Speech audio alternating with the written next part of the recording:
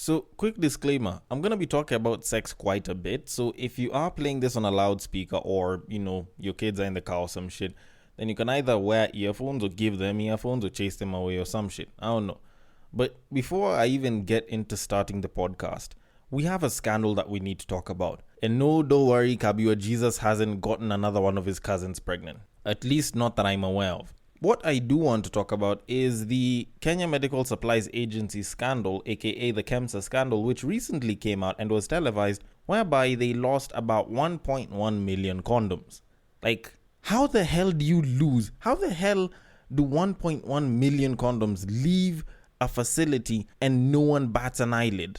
Like, now you're gonna have people from government offices that usually rely on those free condoms in the bathrooms going to their side chicks' place, and once they've removed their clothes and they're about to go in, their side chicks probably look at them like, nigga, haven't you forgotten something? And then this guy is gonna have to explain himself and be like, sorry, I know we usually do it with a condom, but just bear with me because they were stolen. And I can't buy condoms from the local chemist because that guy knows my wife.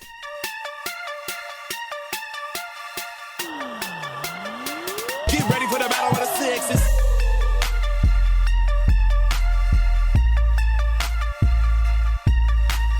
The number of side chicks that now are going to have to take it raw simply because 1.1 million condoms were stolen is probably not even going to be that big of a number now that I think about it.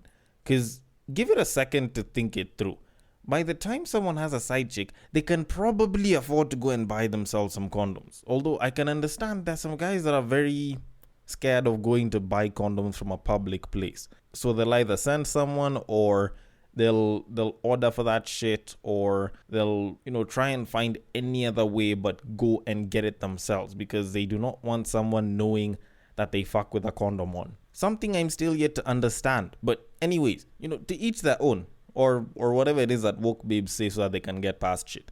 Like, when you kind of think about it, now the government isn't going to have as much drive to tell people to protect themselves. Because imagine they're busy trying to give a campaign speech on, sexual health and shit. And now they have to start admitting to you that they don't care whether you have an STD or not. They just don't want you getting pregnant because, that's more people that will require maziwa ya nyayo for the next time some presidential candidate is actually campaigning and wants to talk about feeding, children and shit. Like, you kind of think about it. This shit affects the NGOs as well because whenever they're busy trying to promote, good hygiene practices and good, practices in the bedroom and shit, now they can't use the condoms because the condoms were stolen and they're probably being sold somewhere. So now they either have to tell you to abstain or they either tell you to do it like their donors did and pull out with whatever shit you've got inside. And at that point, it's definitely going to be a hard decision to make because it's either no sex or your pull-out game has to be good. And at that point, a lot of us guys like to delude ourselves that we have the best pull-out game ever. So it'll definitely now become a fight of which woman is closer to you because your mother will tell you to abstain and your girlfriend, side chick or wife will tell you to pull out. And at that point in time now, you will have to decide. And I hope for the sake of your relationship that you're not exactly a mama's boy. Otherwise, your wife, girlfriend, or side chick might just end up coming to fuck someone else that doesn't mind pulling out. But anyways, that being said, if there is one thing that I don't need to do on this podcast, it's pulling out. Because I've barely even started. I've barely even gone in, and we most definitely don't need to pull out before all the funds began. So let us start by going in our very obvious fashion, where I start with the pleasure of Welcome to Breaktime on West Side, your number one Breaktime podcast, coming to you from Nairobi, Kenya.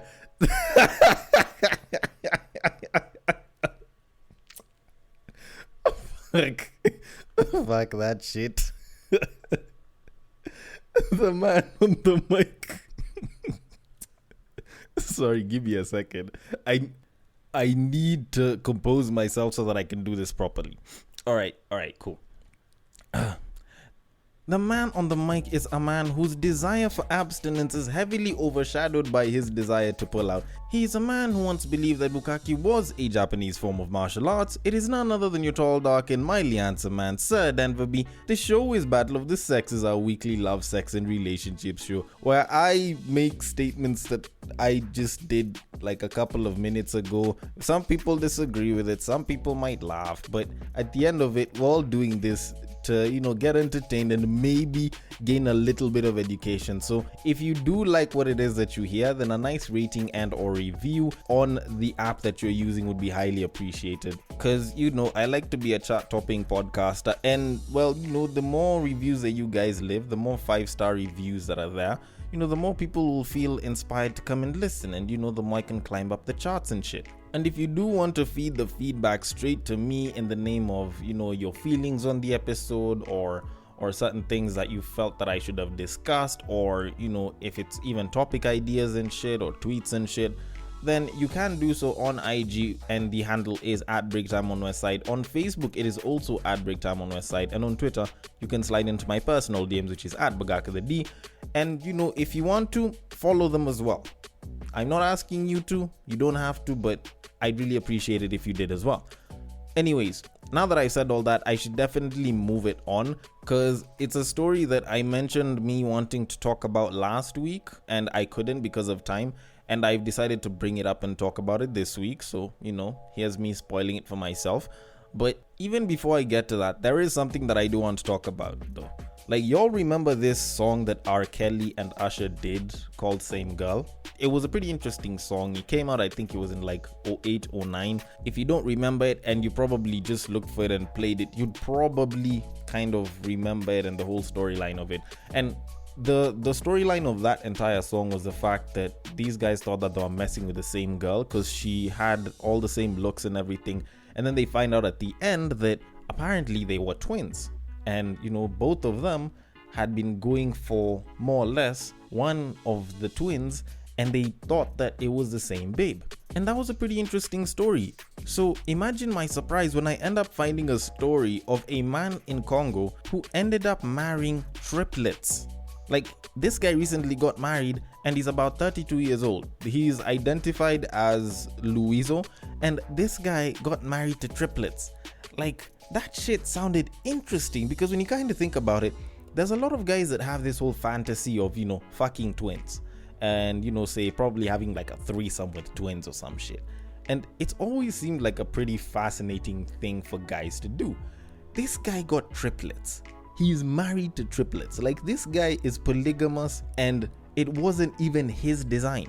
Because as he was busy telling the media people about the entire thing, apparently he had met and fallen in love with one of the sisters, who was called Natalie, and he had met her through like Facebook and shit, and they had been chatting for a while. So he decides to arrange for like a physical meeting, goes over to her place, meets up, talks and shit. And after he met her once, twice, and a bunch of times, the guy would almost regularly go over to her place and meet up with her and chill and shit. So when this guy has finally decided, I'm in love, I'm gonna ask this woman to marry me, the guy goes over to her place, and eventually once the guy is like, oh, I wanna be with you in holy matrimony and shit, the other two sisters step out. And this guy is shocked because all of them look alike. They're ridiculously, good looking, and they all look alike. And he was confused and shit, and he was like, oh, I plan to marry Natalie, who the hell are you two? And the other two identified themselves. I forgot their names because I was reading the article and enjoying myself. And the most interesting part out of all of this was, apparently all of them had fallen in love with him, and they decided it's either you're taking all of us or none of us. Like, this is some wild shit. Like, that's some interesting shit. Like, this nigga pretty much planned his own orgy without even knowing that he was planning an orgy. Like, I'd like to think of the first night of consummation when they're like a married couple and everything, or a married quadruple couple or some shit. And the fact that this guy would look at all three of them as like a triple threat match in some way.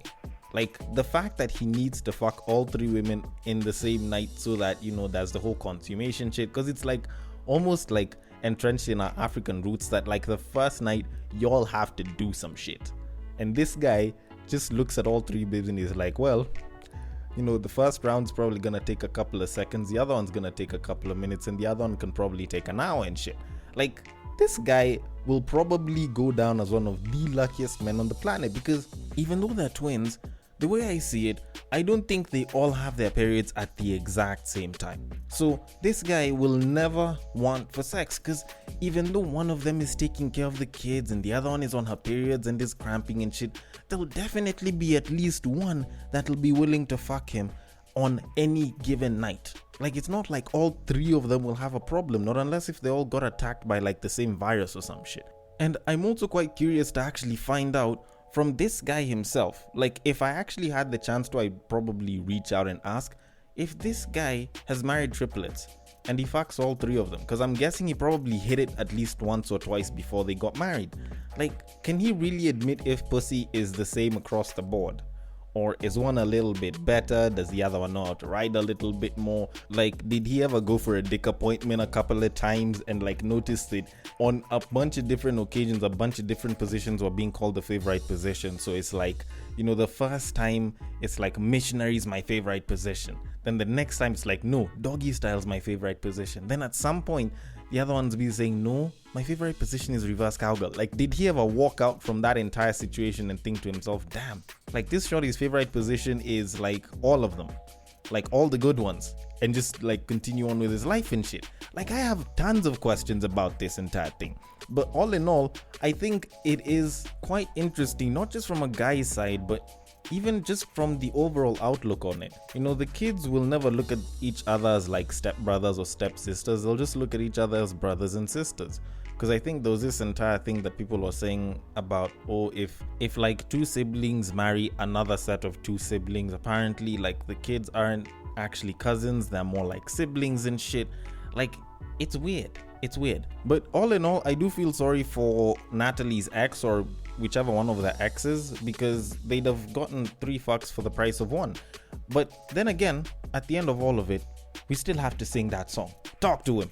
Messing with the same girl, same girl. Anyways, that said, we should definitely move things on, so let us move it on to our main topic of today.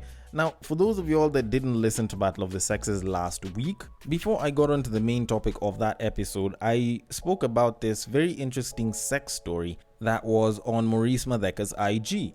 And I would probably advise you guys to go back and listen to the rant, or, you know, the first bit of last week's episode before I get into this. But if you don't want to, it's still okay. I'll just read the story for you again, try and cut out most of the unnecessary things because time has flown while I was busy joking about shit. And I do feel like there is something that really needs to be unpacked from this entire story and how people actually have a certain stereotype to things. So let me just read it for you right now. What the lady starts by saying, and I quote, "Hi Maurice, with the current focus on the Boda Boda saga, I want your view on something I heard. It is said that Boda Boda riders are having sex with females for free rides. Why would a self-respecting woman do that?" Now, Maurice Matheka responded with, "I know of a woman who fucked her Boda guy because she was curious. Her curiosity came from the fact that he was well-spoken and had the physique that she liked. She invited him over, asked him to take a long shower, and according to her, that was the best fuck of her life. The brother induced orgasms where her fellow corporate colleagues had failed. The only reasons he was a Boda was due to socioeconomic reasons. His parents could not afford to educate him beyond 4th form. It is a reality that humans unfortunately judge each other and use a criteria like your career and how much you earn to assess your social value, but the truth is the vagina and the penis only respond to stimulus applied. If high value in society was a determining factor in sexual satisfaction, I would have no clients. Regardless of your social status, if you have game, no one can take that from you. Refrain from discrimination. You may have a high social value, but your penis operates like a tuk-tuk. Even pilots who fly jetliners around the world at 31,000 feet above sea level have failed a vagina at ground level. Do not underestimate soft tissue. The vagina is equally a demanding project." Alright, so that was what was said. That was what he had posted up. And honestly, once I read the entire thing, for me, like, while I can get that he has his stories and he always posts them up on his IG page and shit, and I find them to be particularly intriguing, with this particular story, I felt this whole air of a stereotype and a myth kind of just popping up. Like, for me, I had a question that came right after that where I was wondering, like, even though you said that socioeconomic status doesn't determine blah blah blah, why are you talking as though the rich guys, the corporate guys, are going to have shit dick?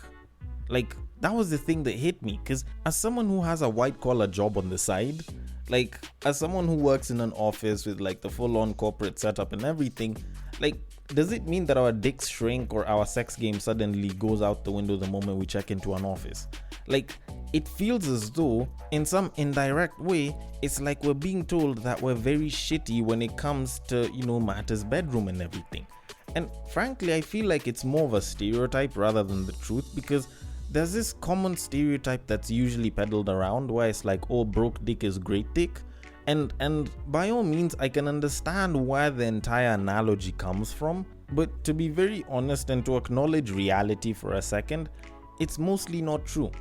Like, especially for the person that is always talking about how vaginas and penises respond to stimulus, I found it particularly interesting that Maurice Matheka in this particular case decided to still make that socioeconomic judgment that was made on the Boda guy and still make it seem as though, it's like professional class people aren't particularly good when it comes to, giving dick.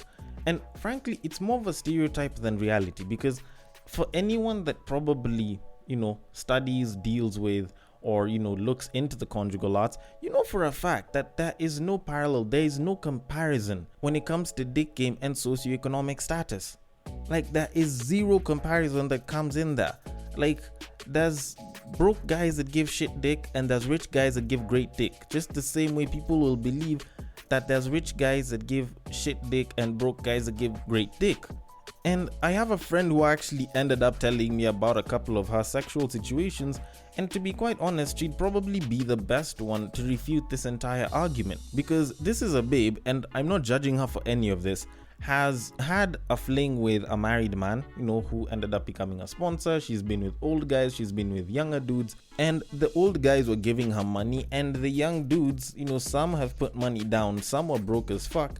And she's straight up told me on a couple of different occasions about how the rich guy gave amazing dick, and she's also told me about how the broke guy gave shit dick. Like, she is the stark contrast to what it is that a lot of people say. And to be completely honest, when you actually kind of go into the details when it comes to guys and having sex, the largest majority of us guys don't even know how to have sex.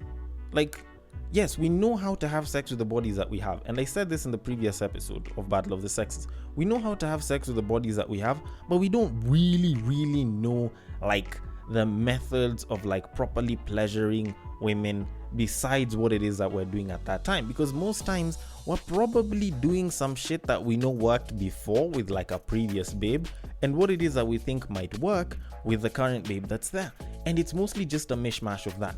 And it's not like we know very much about stimulus or, like, how to pleasure a woman. Like, I'd probably argue that, say, maybe 80, maybe even 90% of guys actually don't know how to, like, have sex with a woman properly, besides the whole, probably make up, maybe a little bit of foreplay and then stick it in. Like, it's not like we really know. And I can't blame guys for it. Like, we know our bodies, we don't know a female's body. Like, the only reason why a woman knows how to pleasure another woman and, knows where to find the clit is because she has one herself. With guys, it's sort of the same thing. We don't know where the clit is, so we wouldn't know how to go and pleasure the clit and shit. And sometimes it's you having a big dick and making sure that you give the strokes in a very nice frequency, sometimes slow, sometimes fast and shit, and hoping that it actually works out. And considering that it worked for the past babe and the babe before that, then it'll probably work for this babe. And for the most part, that's what us guys will do. It's not like we're particularly good at knowing how to fuck a babe. So even the broke guys are doing the exact same thing. Otherwise, I don't think people in the lower socioeconomic statuses would be cheating on each other as much.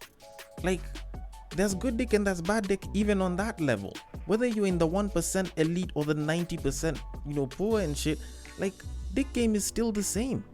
Like, it's not a case of socioeconomic status or, your professional qualifications or shit.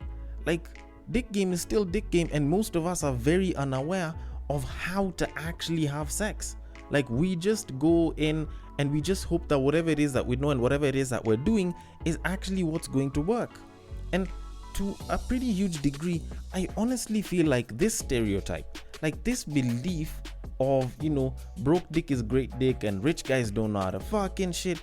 Like, I feel like more so than anything, it's actually just designed to make people of a lower socioeconomic status feel good about themselves and just take a dump on rich guys for a bit. Because at the end of the day, it feels a lot more satisfying to a guy that doesn't have much to know that he has amazing dick game as opposed to the so-called rich guy that possibly doesn't. Because if the rich guy has the money, has the looks, has the communication skills, has access to the babes, and also has amazing dick game, then it'll look like this guy has it all, and the idea of having it all is something that people do not want to have, because in some way, it'll make the guy look perfect. Of which these guys aren't. And a lot of times when they're banging a babe, they're mostly banging a babe for them. They don't care that much about the babe. But either way, it's still just a bunch of people trying to take a dump on rich dudes or professional dudes or like higher level people, high value men. But at the end of the day, it doesn't actually carry any water when you actually compare it with real world statistics. So to kind of cap everything off, let me just finish by saying this. If the term broke dick is great dick was actually true, then the babes that broke niggas would date wouldn't cheat on them. Or at least they wouldn't go and bang someone who's also just as broke as them. And we hear about shit like this happening day in, day out. Whether it's in slums, whether it's in the village, like you will find broke niggas being cheated on and it's another broke nigga that's banging your babe. Because at the end of the day, if that statement was true, if broke dick was truly great dick, then all of these babes would know that the guy that they have is giving them great dick. The next guy that they'll have is giving great dick as well. But at the end of it, if you're having great dick from here, why go and risk everything by going to the other place? And anyways, when you kind of think about it, considering that most of us don't really know how to have sex with the opposite sex, we're all literally just trying shit and hoping that shit doesn't go sideways. Because honestly, most of us guys knew about the tongue tornado from American Pie. But anyways, that being said, I might be wrong about any and or all of everything that's been said, so I want your thoughts on this. The DMs are open. On IG, it is at Breaktime on Westside. On Facebook, it is also at Breaktime on Westside. And on Twitter, you can slide into my personal DMs, which is at Bagaka the D. Thank you so much for listening all the way till the end. And if you are listening through Castbox, feel free to drop your thoughts and comments below, and I will attend to them accordingly. And I will catch you guys on the next break.